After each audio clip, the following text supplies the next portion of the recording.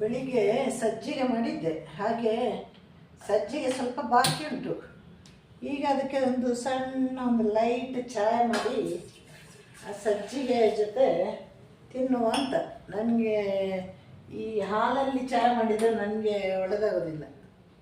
ನನಗೆ ಏನು ಗೊತ್ತಾ, ಲೈಟ್ ಅಂದರೆ ಪುಡಿ ಜಾಸ್ತಿ ಬೇಕು. ಆಮೇಲೆ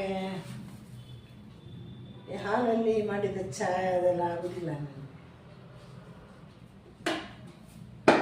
ಹಾಗೆ ಗೊತ್ತೆ, ಸಜ್ಜಿಗೆಯನ್ನು ಬಿಸಿ ಮಾಡುವಲ್ಲ. ಎಲ್ಲಿ ಉಂಟಪ್ಪ ನನ್ನ ಸಜ್ಜಿಗೆ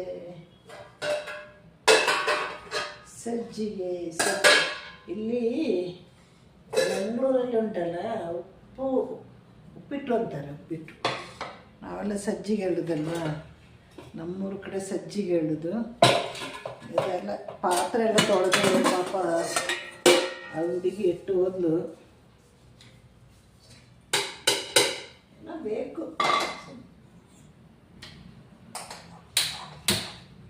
ಸಕ್ಕರೆ ಎಲ್ಲ ಸ್ವಲ್ಪ ಕಮ್ಮಿನೇ ಹಾಕೋದು.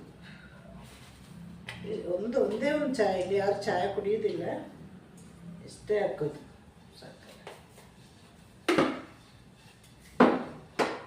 ಹಾಗೆ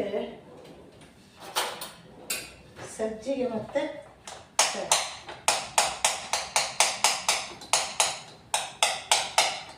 ಸಜ್ಜಿಗೆ ಸ್ವಲ್ಪ ಸಕ್ಕರೆ ಹಾಕ್ತೇನೆ ನಾನು.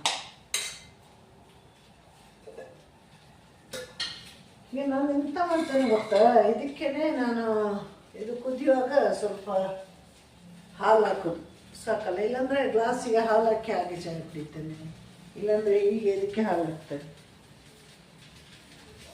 ಏನೋ ಒಂದು ಮಾಡ್ತೇನೆ. ಹಸಿವಾದ ಹೊಟ್ಟೆಗೆ ಏನು ತಿಂದರೆ ನಾನು ಹೆಂಗನು ನೋಡಿ, ಜೀವನದಲ್ಲಿ ಹಸಿದು ಅಭ್ಯಾಸ ಇರಬೇಕು ನಮಗೆ. ಇದೆ ಯಾಕೆ ಟೈಮ್ ಇಲ್ಲದೆ ಹಸಿದಲ್ಲ, ಹೊಟ್ಟೆಗೆ ಏನು ಇಲ್ಲದೆ ಕಷ್ಟದ ಹಸಿವಿದೆ. ಹಸಿವಲ್ಲಿ ಎರಡು ಥರ ಇದೆ.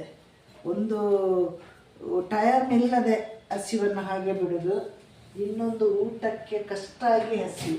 ಈ ಊಟಕ್ಕೆ ಕಷ್ಟ ಆದ ಹಸಿವಿದೆ ಅಲ್ವಾ, ಅದು ಜೀವನದಲ್ಲಿ ಒಂದು ಸಲ ಎಲ್ಲರಿಗೂ ಅನುಭವ ಆಗಬೇಕು, ಆಗಲೇ ಜೀವನದಲ್ಲಿ ಬುದ್ಧಿ ಬರೋದು.